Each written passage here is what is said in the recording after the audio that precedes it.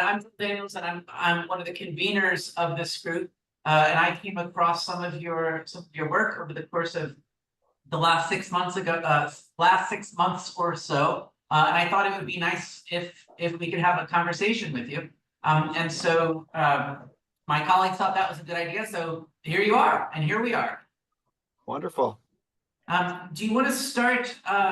Just give us a little bit of 2 minutes of where you are, for the folks that don't know yet. Yeah, sure.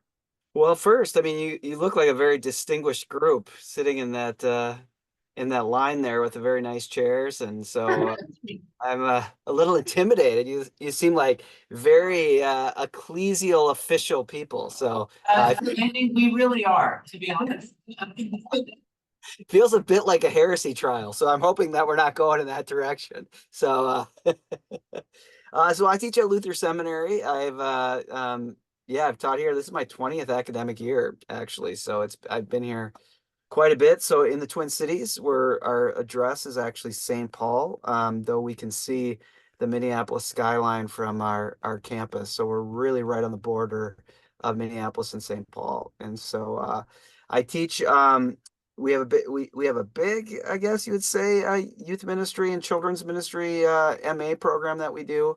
So I oversee that, but also teach theology of ministry and have been doing a lot of work.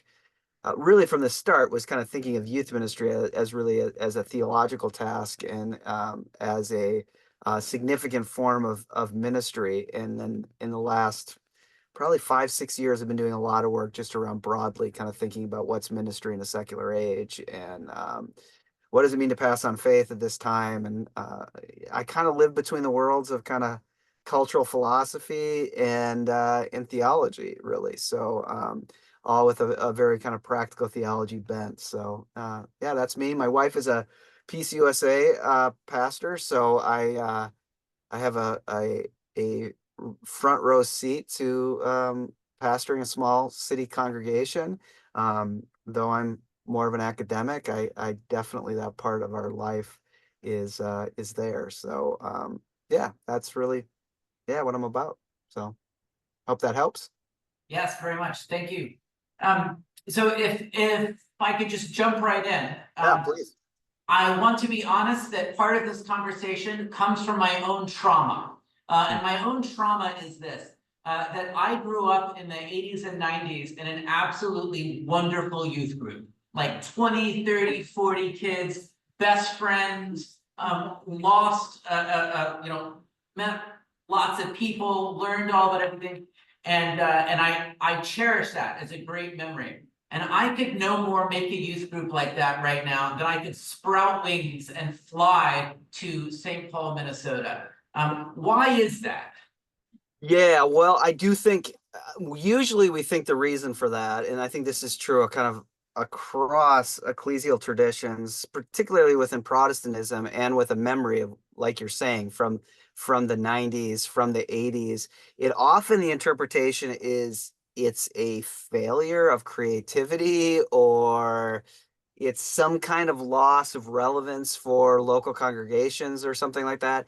And I actually think that's not true. I mean, I think a very common response that a lot of people get, whether they're, say, a youth director or a youth pastor or the pastor of a congregation, is particularly older people in their congregation go, "What happened? We used to have 60 kids in this basement. We now have 20.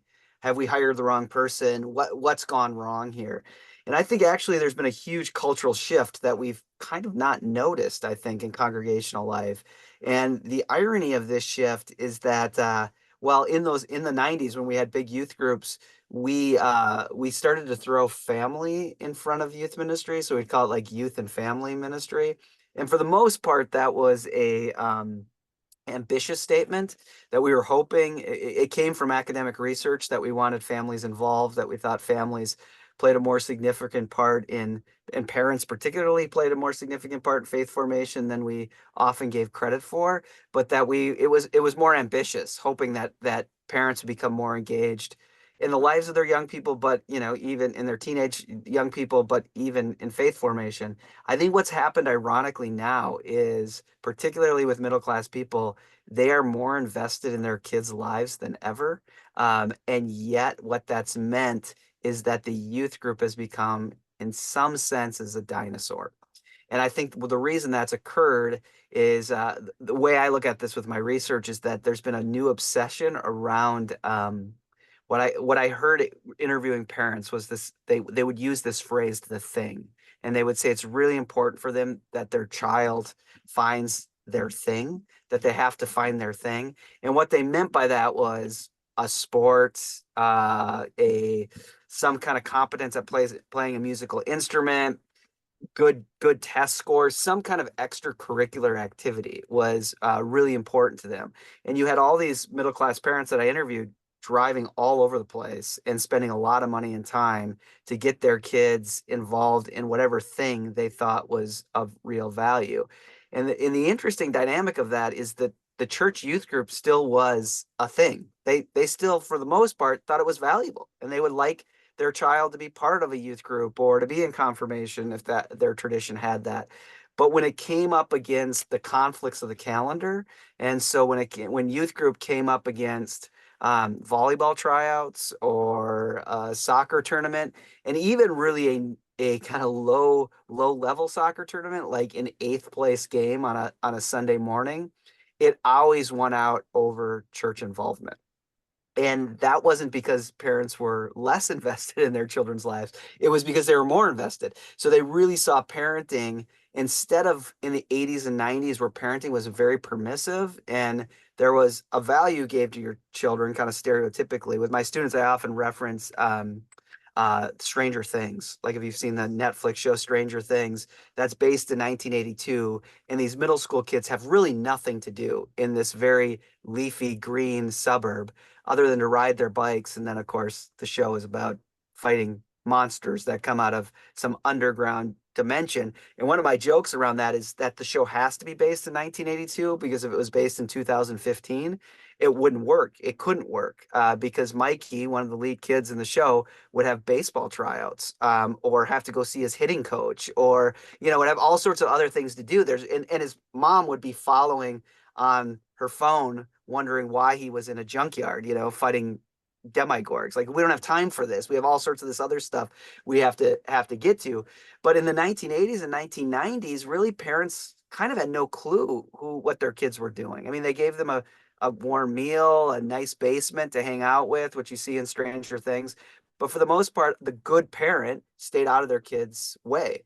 And that meant you had all across America these parking lots. It didn't take much to drive through any community in America, and there'd be a place where a bunch of teenagers were just hanging out in their cars, drinking Mountain Dew or something much heavier than that, and smoking cigarettes and just doing nothing except littering and being a nuisance. And the youth group comes along in that kind of cultural reality where a bunch of middle class kids don't really have much to do. So why not go to the church basement, and we can do really sophisticated things down there, like see how many marshmallows we can get in our mouth at the same time. Like those kind of classic 1990s youth ministry games, in some sense, really was to slow kids down, to say, you don't have to try to drive fast, drink, have sex. Just come and hang out. You don't have anything to do anyhow. So just come hang out in this group. Maybe you have a sport you're involved in or whatever, but you surely don't have 8 different coaches you got to go see and be on this travel team and that travel team. So you had a lot of time just to go hang out in the church basement, which now that just doesn't occur. Now most middle class parents think it is really their mission in many ways. I mean, there's almost a religious propensity that their job is to build their child's resource kit, if you will, like to build this kind of bag of different resources they have that can help them find their thing, that then they could cash this in for whatever dream they want to live in the future. So if they want to get into a good university, then they got to play on this team and they got to go to this tutor and they got to do that. And as a parent, as a middle class parent, your job is to make sure your kid is involved in all that. So when push comes to shove, they would like them to be in youth group. They would like them to go through confirmation. But when there's conflict, well, violin lessons are going to win out every time over a Bible study on the Gospel of John. And we can talk more about why that is, but that happens. So there's an irony here that the more involved parents have become, the less the youth group has had value in the kind of organizing structure. Parents may say it has value. We want our kid to know faith, but when it comes to organizing their lives, all these other things, sports, musical instruments, study, just getting enough sleep, all gets kind of slotted ahead of the youth group. So that's a really long answer, but there's a kind of irony here that the more invested parents have become, the less youth group has had kind of value in it's more tacit than explicit, but their kind of tacit organization of their lives. And if you want a social scientific research on this, there's a great book by Annette Laro, who wrote a book called Unequal Childhoods. And she was looking at the difference between working class parenting practice and middle class parenting practice. And the way she described middle class parenting practice was as concerted cultivation, that parents take a concerted effort to cultivate something in their child. And during the heyday of the youth group, there was no parenting as concerted cultivation. But now there is. And that just tends to push the youth group down in the organizing principle of most middle class parents' lives. And so it becomes very hard to have a youth group of 60, 70, 80. Kids just don't have the time for it, which is somewhat ironic. So are you saying that there's some way of, how do we get parents to understand that their child's faith development is part of that thing that needs to be cultivated? Yeah, and this is really, I think this is really quite complicated because I think, to say this kind of broadly, most parents, at least that I've interviewed and know, still see it as value. Like they think, I would love my kid. At the very least, it will give them some kind of religious literacy. They'll be a more multidimensional person if they're connected to a faith community, or at least they go through some kind of faith formation. That would be great. They'll meet good friends, that they wouldn't probably say these words, but they think there's social capital here. Why wouldn't I want my kid involved in that social capital? But the issue becomes that when it becomes a conflict with volleyball tryouts or with the piano teacher, that's one of the best piano teachers in the state, that it simply it can't rise to that level. And so, and the reason for that, I think, is the way that we tend to construct our idea of the good life and what the good life is. And I think parents, all parents, probably throughout time, have seen that part of their objective is to help their children live a good life. But for us late modern people, to live a good life tends to mean, well, we have no content for it. A German sociologist says, I think pretty provocatively, that us late modern people are like painters who keep setting up our easel in a certain way, going back to the store and buying new brushes, getting those brushes organized, getting a bunch of new paints, then hearing there are new really cool paints and going and buying those and then setting those paints up. And so we keep preparing to paint a picture, but what we never actually do is paint a picture, and in many ways, that's, I think, how middle class parenting functions, that your job is to help your kids be able to have all the resources available to them to paint whatever picture they want. But we never tell them what's worth painting. What is a good life? And so there's almost no content to the good life for us late modern people, but we do have a sense we want our kids to live the good life. So we tend to say things like, well, if they're on this team, if they learn this language, if they accrue all these resources, then they'll be able to cash them in and live and whatever dream they want in the future, they'll be able to live that out. And in many ways, kind of college admissions is the height of this. Like if you can accrue all this, then you'll be able to get to your dream school. And what will you do with your dream school? What will be the point of that? I don't know. And it doesn't even matter that your dream school will teach you how to read classic texts or learn a field deeply. That's really not the value of going to college. The value is you will get these resources that will provide you more availability, accessibility, and attainability of whatever dream you want. So in some sense, we never tell young people what's worth dreaming about, and parents don't want to impose that on their kids too much. But they want them to be able to have all the resources that they might be able to live whatever dream they want. So part of the challenge in that is that it becomes very difficult to convince a parent that coming to a Bible study or going through confirmation or faith formation will hold as much value as being on a traveling soccer team. It's almost impossible. So I often, will hear young youth workers who will say, well, in our community, if kids will be in the pool swimming is so important in our community. If kids will be in the pool at 5 a.m., then they should come at 5 a.m. to our church and read the Bible together. And I always want to pass them a helmet and give them a hug and say, God bless you, but you're going to need this helmet because you are going to concuss yourself beating your head against the wall. Because it sounds fatalistic, but I don't know that it's possible to actually move the thing up the ranking system, because you're going to have to somehow show that being able to read and understand the book of John holds just as much value as playing on an AAU basketball team. And inside this projection into the future of the good life, that's really hard for that imagination to happen. The good news around that is I think where faith is formed is not around participation hours necessarily, but really is formed in identities in themselves are formed around stories and narratives. And I think what the church does have to offer is maybe not a shiny youth group that can compete with all these other things. But when we do have time with young people to give them stories of lives that have been transformed, of suffering that's been faced by prayer, of practices that have, from the Christian tradition, that have led to liberation and wholeness for people, those kind of stories do transform.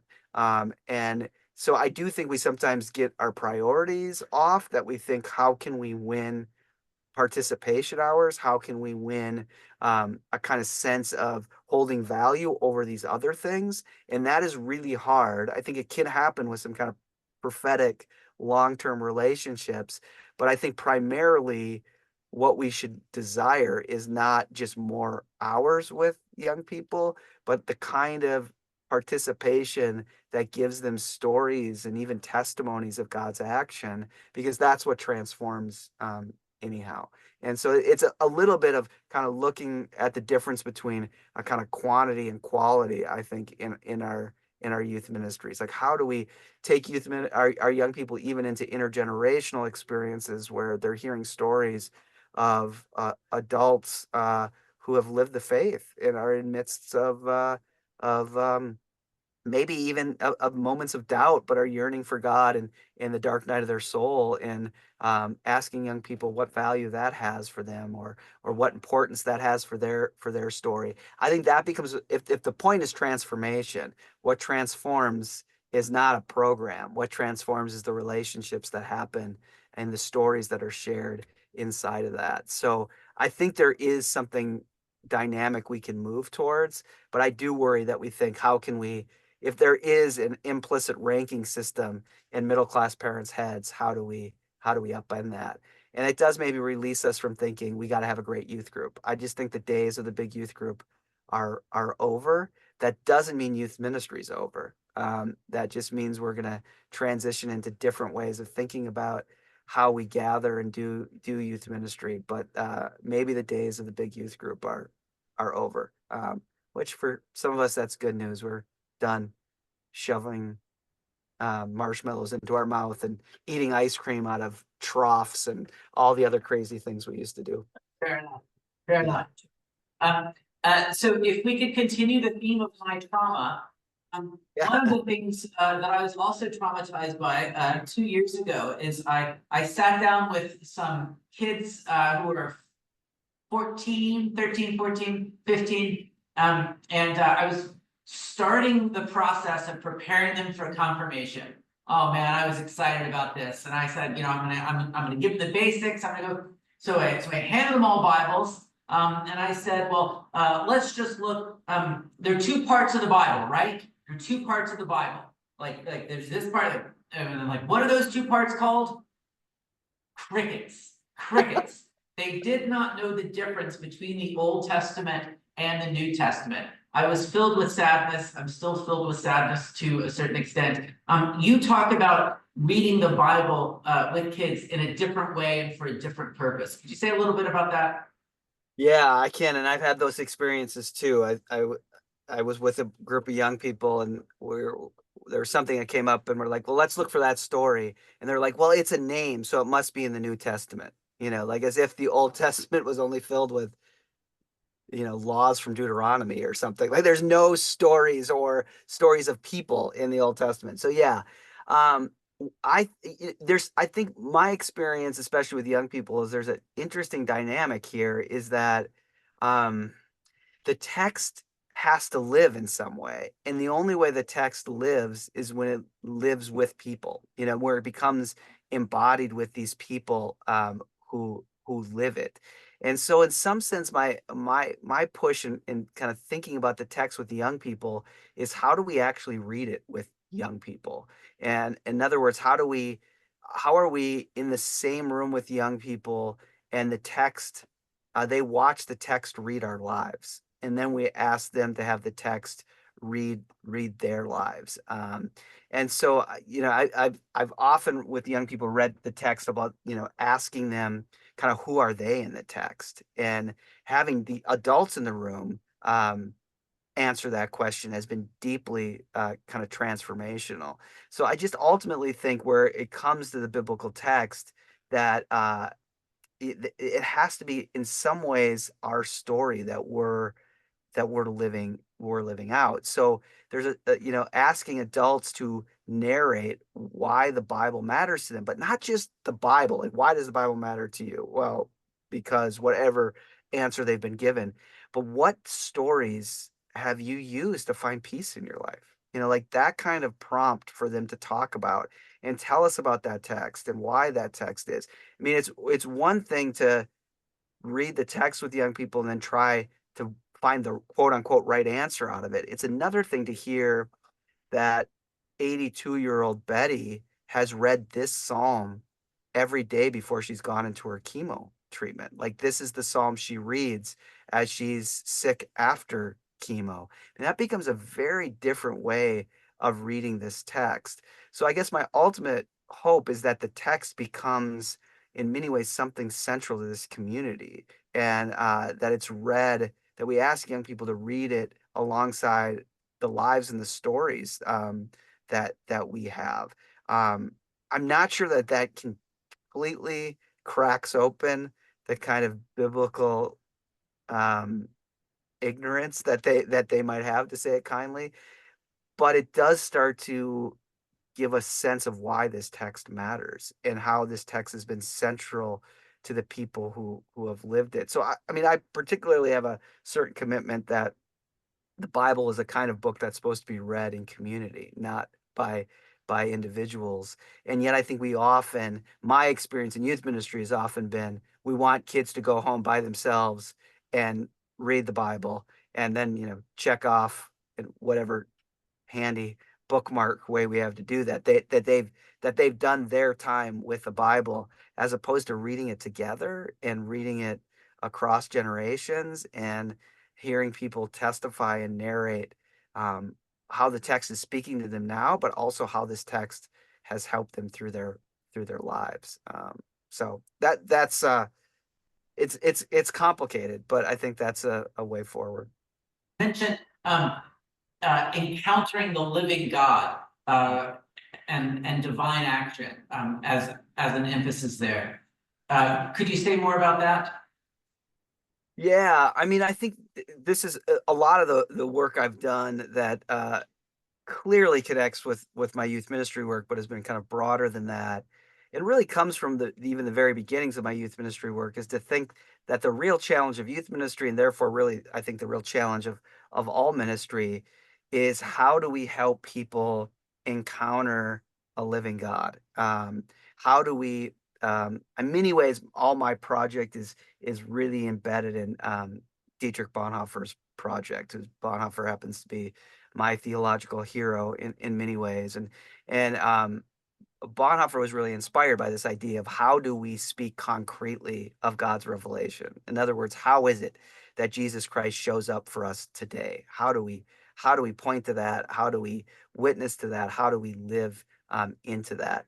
So I've made a pretty big kind of claim in my work that the whole point of this, the whole point of ministry is to witness to lead people into participation in God's action. And if God is not acting, what's the point of this? Like that we end up just devolving into some kind of religious forms that are maybe nice and have some kind of value, but we lose the kind of heart of our vocation and in our mission here of what we're about. But that becomes really difficult, and that's really hard in this time. And this is where I've dealt a lot with the philosopher Charles Taylor, the Catholic philosopher Charles Taylor's work, who wrote this big, thick book in 2007 called A Secular Age. And his big theme in that book, which he really only wants to answer one question in a 770-page book. So, God bless philosophers. And the one question he wants to ask is why in the West, in the year, if we just use big round numbers, in the year 1500, across Western societies, it was impossible, nearly impossible, to live in one of those societies and not believe in God. I mean, it was hard, very hard in France, in the Scandinavian countries, in England, to not believe in God and live in one of those countries. And yet, in a short 500 years, it's completely flipped. And now, in most Western societies, it's easier to not believe in God than to believe in God. And he wants to explore what has happened. And he thinks what it then means to live in a secular age is not necessarily that fewer and fewer people are going to church, or that young people no longer to come to youth group, or maybe their parents don't want to get them confirmed, or even maybe their children baptized. That's not necessarily what he thinks ultimately it means to live in a secular age. Clearly part of it, and that's clearly happening. But he thinks what ultimately it means to live in a secular age is that the very conditions of belief become reworked, and it becomes we become thrust into moments where what he calls that we live with fragilized faith. So fragilized belief. So if we're people who believe, we can't help kind of being crossed up sometimes and thinking, well, is this true, or is this just the family I grew up in? Or if I would have grown up somewhere else in the world, would I believe this? That we get thrust into a kind of sense of doubt and uncertainty. But he thinks it works the other way as well, that if we're people who don't believe, like our belief system is that we don't believe, we're graduates of some elite university, and we know all religion is a historical reality used by powerful people to keep other people down. It's just an opiate of the people. That's what we believe. He says you can't help it. You'll find your unbelief fragilized, and you'll have moments of believing, like when you hear a beautiful Bach recital or something, or you have your first child. Like you'll have these moments where your unbelief will be fragilized and you'll have moments of believing. So this becomes the conditions of what it means to live in this kind of secular age, that we become very aware that we could believe something else. And people can say very odd things that 500 years ago would have seemed incredibly incongruent or just impossible. Like you'll hear people say at a coffee shop, well, I'm just going to I just can't, I was part of this church, but it got pretty weird, and I'm just going to take a break from God for a while. Like, I just need a break from God. I'm just going to take a break from God for a while. And then you could overhear this and be like, well, I get that. That makes sense. I mean, Taylor's point is that's a really new cultural phenomenon to assume that that's coherent or that makes sense. You ask a medieval person if they heard that, through a peephole of time, if they could see that or listen to that, they would think that's the most odd thing they've ever heard. Like saying you're going to take a break from God would be like saying you're going to take a break from breathing. Like it's just not possible. And yet we live in a kind of context where that seems like a plausible statement. Like that seems like that's fine. So his whole point is that transcendence as an overall meaning system, this idea that there's a living, speaking God who moves throughout history and is even moving history, just becomes more and more unbelievable to people. Not in a way where they become quote unquote atheists or start reading Richard Dawkins or something, that most people just don't think about it in their ordinary lives, that they have to do a lot of work to think about the fact that God is speaking and moving the world, where 500 years ago that was obvious that God was everywhere and God was moving everywhere. And now it takes people a lot of work to be able to do that. So divine action is really what I mean, is how do we get back into this sense that there is a kind of transcendent reality, that God is speaking and moving, that God isn't just an idea, but that God becomes an event of encounter, one that we encounter. And it goes back to Bonhoeffer, where Bonhoeffer was very, we all know the cheap grace, costly grace. And his whole point is that grace is cheap when it becomes an idea. And to say it boldly, he doesn't think Christianity is a great idea. Like there's other ideas, like maybe being in real estate with no money down. That's a great idea. Like that, maybe this isn't a great idea, but what it is, what the heart of Christianity is, what the heart of the Christian faith is the encounter with the person of Jesus Christ. And that becomes the central dynamic, that the reason we worship and gather, what the liturgy takes us into, what our community is about, what our life together is about, is encountering the very person of Jesus Christ through the personhood of one another. And that's what I kind of mean by divine action, how we encounter this living God in our midst. And that's again why the youth group may be a shell that can disappear, but youth ministry is helping young people encounter the living presence of God, I think still has really significant value. But we have to think maybe more theologically and differently about all that.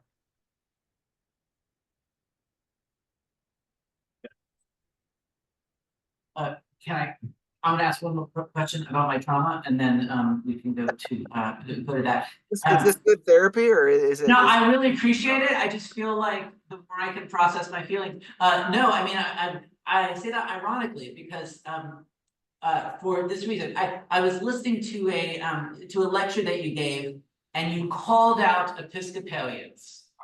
All right, you called out Episcopalians with, and it wasn't just Episcopalians. It was somebody else too. But you were talking about the age of authenticity. Yeah, And yeah. one of the things that you said was that mainline Protestants, and you said like Episcopalians. Now we are Episcopalians on the main line, the Yeah, actual main literally. line Yeah. that gave my mainline Protestants. And you said that we are committed to this age of authenticity idea. Yeah. And so we're acting against our own sort of interest. Could you say a little bit more about that? Could you defend Yeah. yourself against this charge? Well, first of all, maybe I need to start by apologizing. This is a heresy hearing, isn't it? With you all sitting there.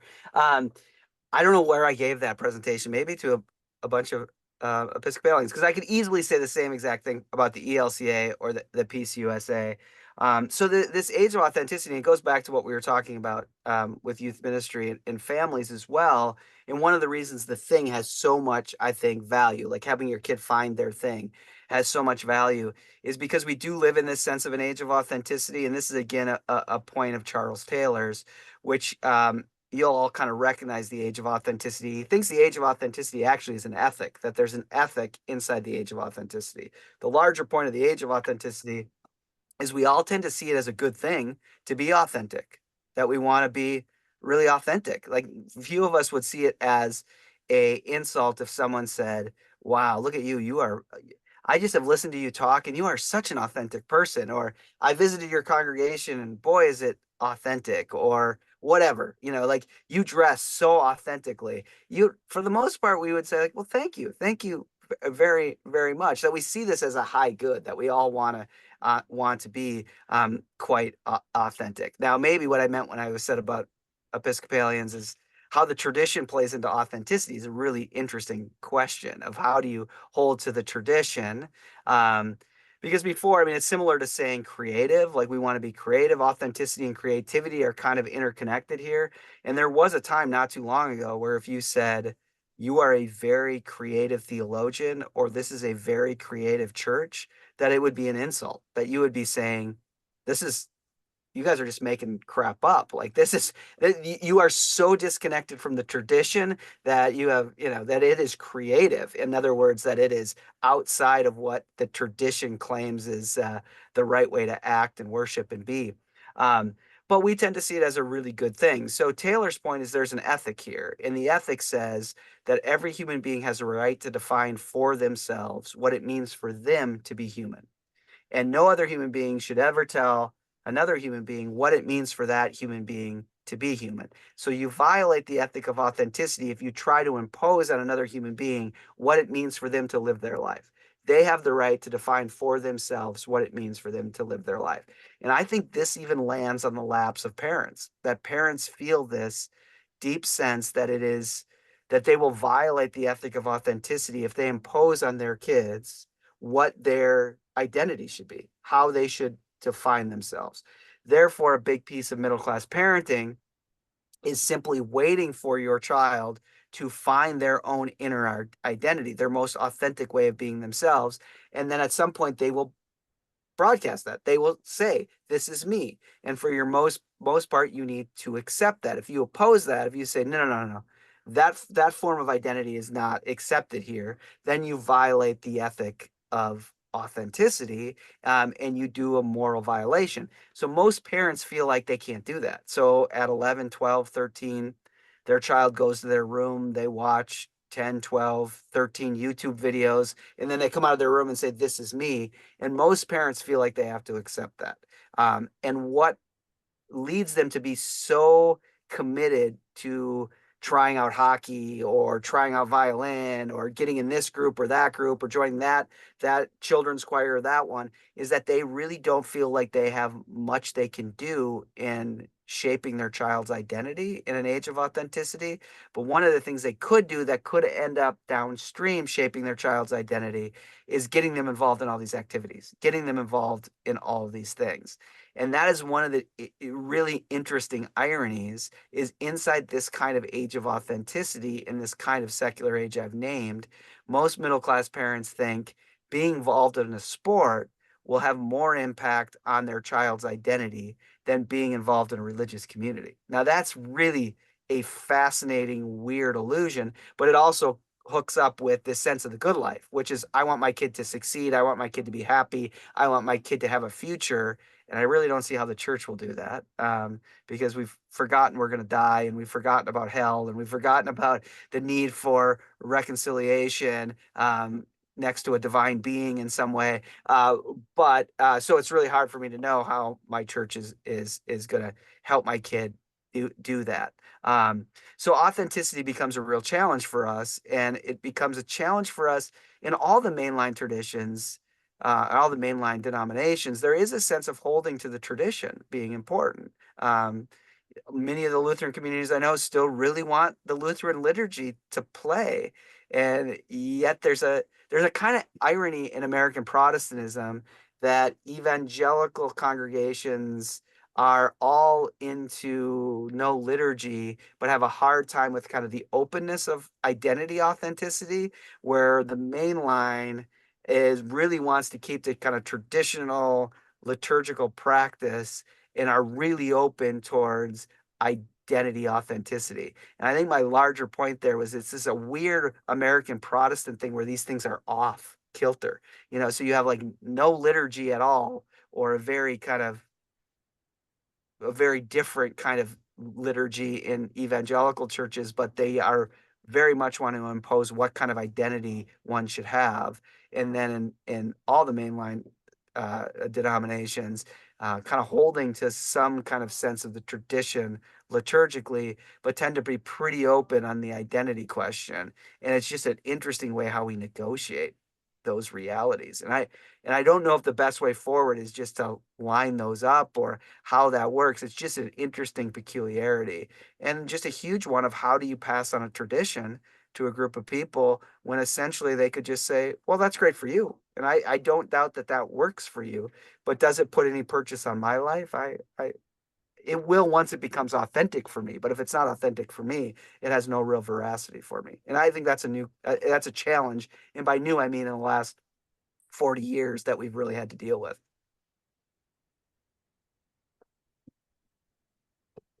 So, Teresa asks, this was to the conversation about, um, telling stories and allowing the text to read our lives and to find our place within the biblical text. They asked, where do you do this work with the text if folks are not willing to come to youth group? Yeah, I mean that is the kind of sticky wicket that we're just going to have to deal with. I mean, there is that's the challenge. That's it remains the challenge. And I guess what I want us to think about is not I'm not trying to solve that is a problem. That you often if you're in youth ministry particularly or you're teaching confirmation get the call that says, you ask parents in August or something like confirmation year, will you all commit to having your kids there every week? Confirmation Sunday will be in the spring. We're going to meet every week and we're going to do this. Are you in? They're like, yeah, yeah, yeah, of course. Yes, we're committed. You may even pull out, we're going to covenant together to do this, use a nice theological word. They're in.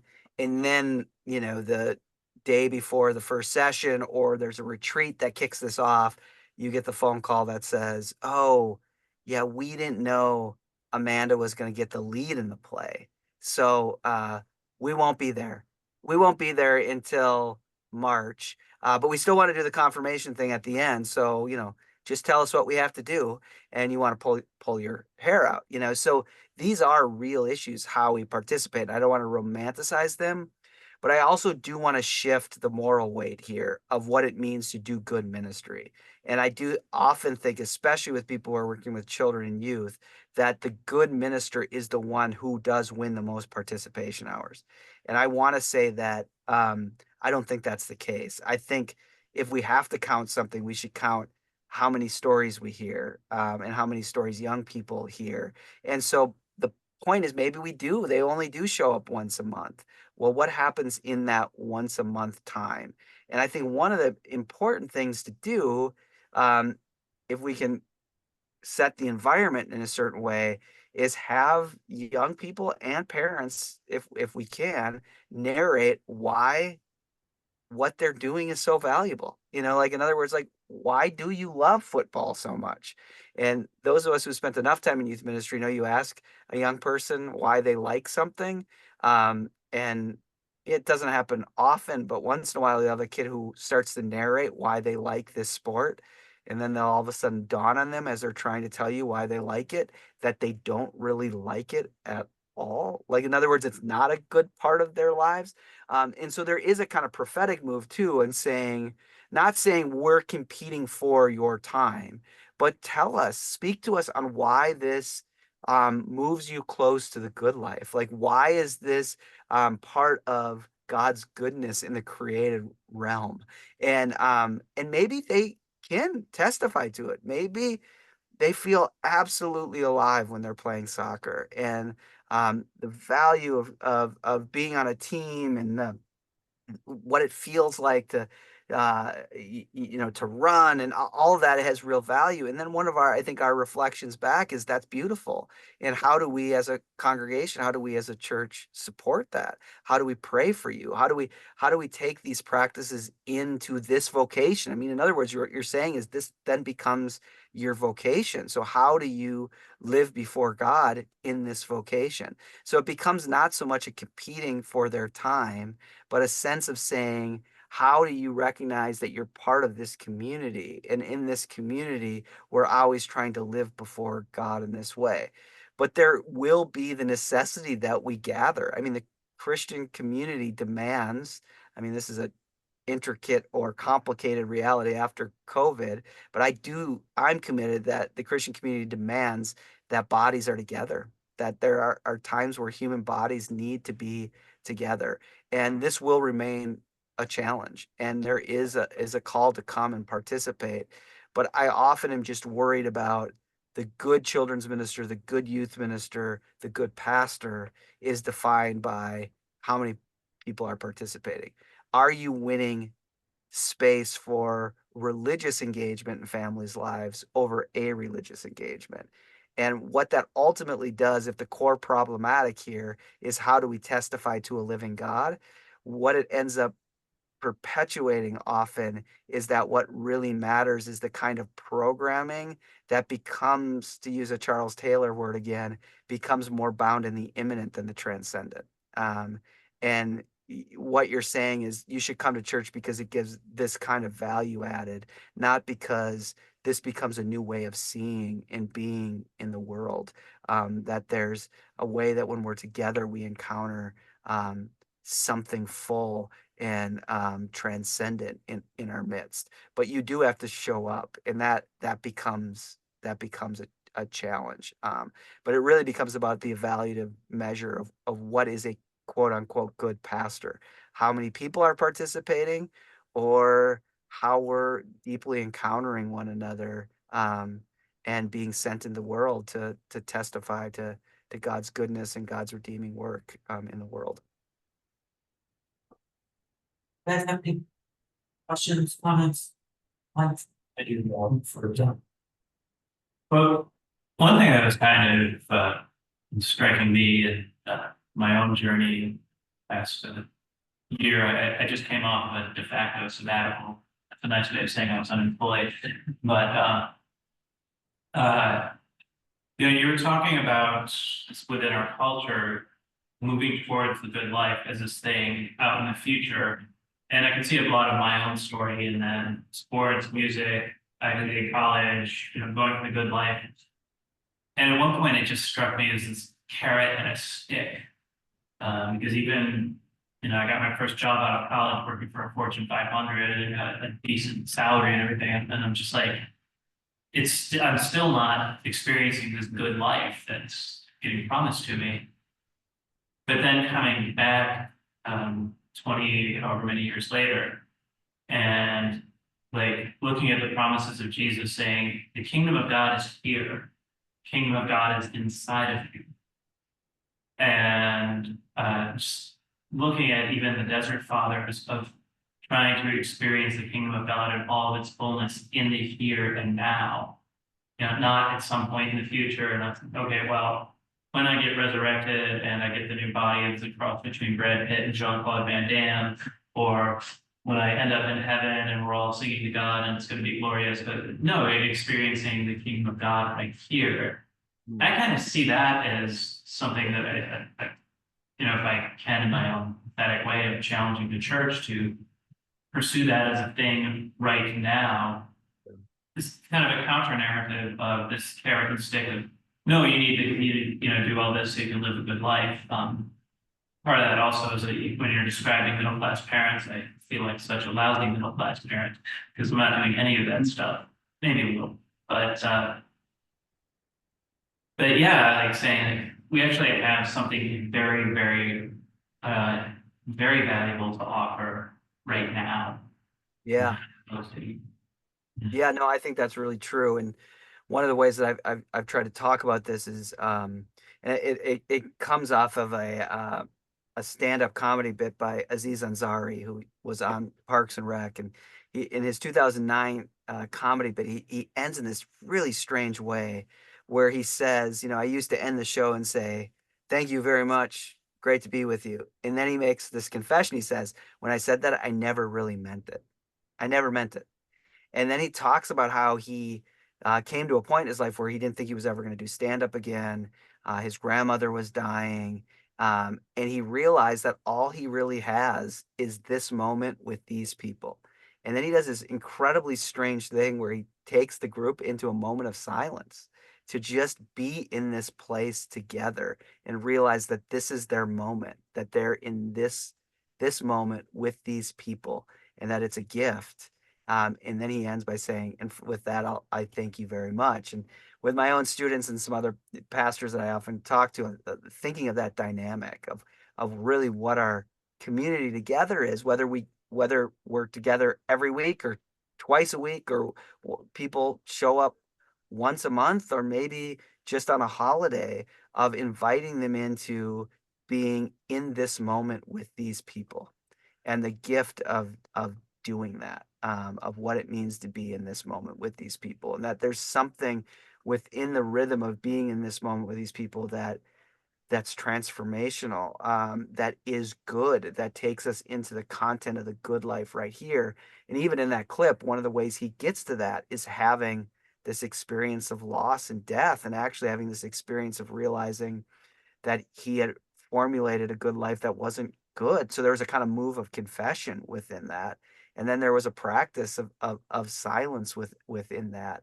And I do think there's something really significant about helping people practice what it means to live well together in this moment with these people, because everything is a projection into the future. And it's hard because the whole system is that way. And I had a pastor who told me, oh, maybe 6 months ago, when we were talking about this, he's like, well, yeah, I get this. He said, but the system is just is fierce. And said that he had moved to a new community, took a new call. His daughter was just having the hardest time just connecting with anyone, lonely, being kind of thrust into depression and worried about some mental health issues. And someone at church suggested that she play softball.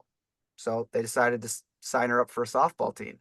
And it became a really valuable thing. It led her into senses of a good life. I mean, she was connected to these friends. She made new friends. It was really good. He said, but at the end of the season, the coach said to them, okay, girls, this was a great season, but if you want to make next year's team and you want to keep playing with us, this is what you have to do in the off season. You have to go to this camp. You have to join this batting cage. You have to do this, this, and this, and named all of these things. And his pastor's point was, we didn't care about doing any of that. We just wanted our daughter to feel connected. But if she was going to stay with these friends, now she had to do all of these things just to stay at the same baseline of just being connected. So this is what the German sociologist Hartmut Rosa means by the acceleration of our age, that we feel like we have to keep going and doing more and being busier just to stay in the same place. He calls this a raging standstill or a frenetic standstill, that there actually, it isn't even that we want to grow more and more. It isn't even that we want, really what mobilizes most middle-class parents is not even thinking, okay, if my kid does all this, then they're going to be a first-round draft pick, or then they're going to go to an Ivy League school, or then they're going to do this, or then they're going to do that. I mean, some of that's out there, but for the most part, they feel like if they don't do it, their kid will be crushed by the system, that they'll lose out, that they have to do all these things just so that they can stay in the same place. If they don't, their child's future will be bleak. And so the system is really insidious in that way. And what we can do in our faith communities to remind people of what it's of the necessity of being these people in this place and the gift that that does, and articulating a kind of good life that revolves around a God who moves into brokenness and death and brings life out of it and gives us these practices of community, that becomes very countercultural and counterintuitive to a lot of people, and probably not initially all that appealing to people. I mean, I think people would be more interested in, if you come to, if you're part of, this might work to build your youth group. If you come to our youth group, we have a 80% guarantee that if you go 4 years in our youth group, you end up in a top 50 elite university. Like, if you can offer that kind of guarantee, then your numbers will go up. But you see how that's a very different form of what the good life is than if you come here. We'll give you these practices to be in your life, to actually find your way into the present. We'll give you a larger story that's really quite remarkable about a God who takes on flesh and enters into the world and heals the sick and is crucified and is and comes back to life and ascends into heaven and now gives us the Spirit. Like, that kind of story is a very different way of living and dwelling on that. But it is costly, and it is difficult. You have time for one more? I do, sure. This is my growing up below the poverty line. and suddenly finding myself in the best school district in one of the best school districts in the country, and being totally unprepared for being one of these middle class parents, right? With an 11-year-old and a 13-year-old, and you just described my entire life. Like if we didn't do all this, then she'll be basketball, then she'll be friends, it's the whole thing. Yep. And when you skirted around and you talked a lot about middle class parents, Yeah. what's the dynamic with the working class? Yeah. And is there an opening there? Yeah. And sort of more, a little bit more about what the economics of all this is about. This is about capitalism, the whole Yeah. thing is about capitalism. So, Yeah. is that a question? I don't know. Yeah, great question, and I'll take it a couple of ways. First is oh, I can send you the title of this if someone emails me, but there's a book out by two economists, happen to be based in the United States, but they're European. One's from Italy, and the other is from Germany, and I think they teach at Northwestern now and maybe Harvard or something like that. But the book is called like Parenting, Money, and something. I don't know. I can send it to you. But what's fascinating is they looked at I think 5 different societies and parenting practice in it. So they looked at Italy, Germany, because that's where they're both from, and then Sweden, the United States, and China, and discovered that. And I think this is a little bit reductive, like it's a little bit too easy, which sometimes economists do, like it's just all about money. But it is something fascinating. They said in societies where there's more and more economic inequality, that the parenting practice is more intense and more direct. So in Sweden, where the economic inequality is quite low, there's a very permissive parenting style. And Swedish parents are known for kind of the kids running the show. And I have Norwegian friends who say, oh, yeah, that's really true, even in Norway, where, kids will act up or even talk back to an adult on the playground, and they'll just be like, well, that's kids. So there's a very kind of hands-off parenting, where when you get into China, it is a very hands-on, direct form of parenting. And they say next is the United States, which of course over the last 30 years, the economic inequality has grown in the United States, and it's led, maybe it was less. I mean, it's interesting to think about this. Again, this could be reductive, but to think about the youth group thrives pretty well when there's not a lot of economic inequality. But when there's a perceived economic inequality, all of a sudden parents feel like they have to invest every second in their kid, or their kid will get run over by the system, and they will not have the same standard of living that they have. And a good parent gives their kids the opportunity to have the same standard of living they had, if not a better standard of living. So that's interesting.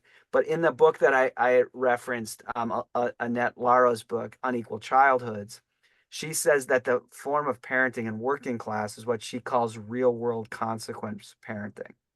So, for instance, at a school, working class parents tend to say, if the kid comes home and says, my teacher doesn't like me, the response kind of is, well, good luck. I mean, not everyone's going to like you. Some of your bosses aren't going to like you, and you're going to have to learn to deal with this. You're going to have to learn to function this way. Where now most middle class parents, if the child comes home and says the teacher doesn't like me, you think it's your job to have to go talk to the principal, talk to the teacher. You need to take a concerted effort to cultivate the way the teacher sees your kid. Where the idea, she says, for most working class parents is that you'll learn the hard knocks of the real world will teach you the lessons you need to learn. So there's a different vibe there. Finally, I would say that the reason I've mentioned middle class parents is not to be myopically focused only on middle class parenting. It is to say, however, that for good or for ill, most of the ways we've talked about youth ministry has come out of middle class phenomena, especially since World War II.